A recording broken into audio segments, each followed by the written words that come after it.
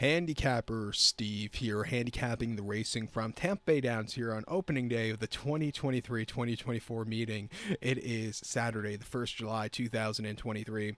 Gonna look at the fourth race from Tampa, but before I get on to that, remember to please follow me on Twitter at HorseRacingKit5 for more selections for race courses around the world, and I mean around the world.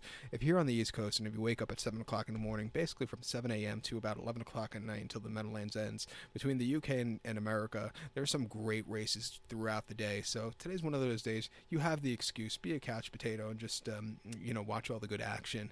But today's if you want to get technical, it's the first day of their meet for the 2023-2024 meeting at Tampa. Problem is, between the first and second day, you have about 5.5 months until the next. You have the day before Thanksgiving, I believe, until the next race day. But they do it because of simulcast, contracts and stuff to run this day and yesterday. But it's the end of the summer festival. Let's look at the fourth race from Tampa because I think it's an exciting race. Friday's card was very nicely done, and I like it. Hopefully I would love them to maybe do this fixture just a little bit more days and have like a kind of a midsummer turf festival here with 2-3 more days next year. Probably won't happen, but you never know. But I'm going to go with the fourth race here, which is an allowance race, purse $21,000, race for 3-year-olds and upwards, never won a race in the main claim starter, which never won 2 races here.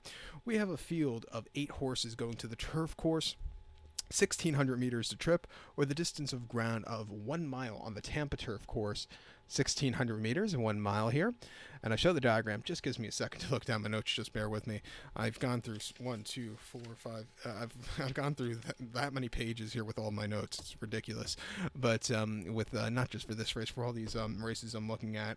So it's it's a lot of races today. So just look at all of them here on YouTube because I know everybody has time like I do.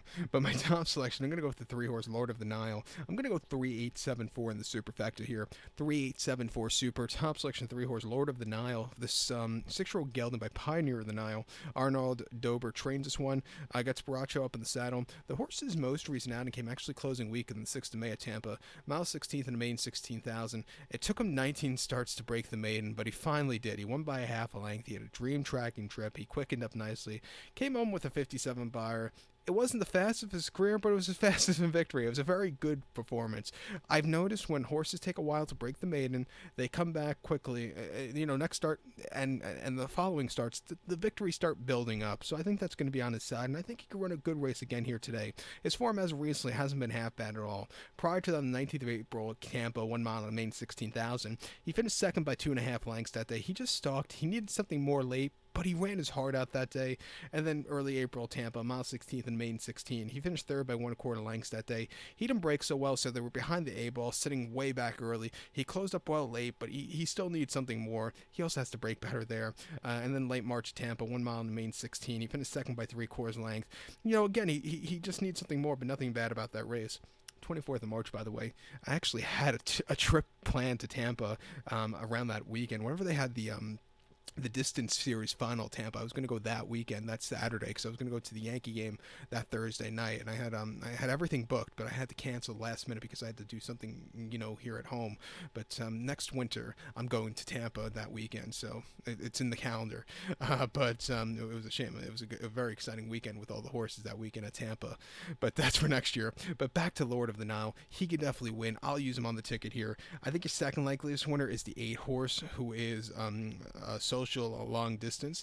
This 4-year-old colt by Social Inclusion. Brian Lusk trains one, gets Alonzo up in the saddle.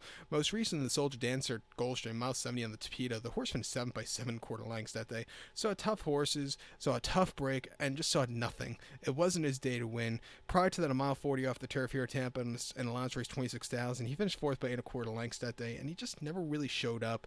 He's been facing tougher horses.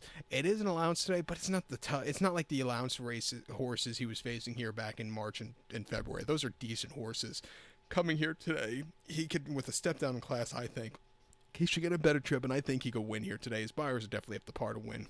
3 to 5. I know he's short priced, but I'll use him in the pick 5.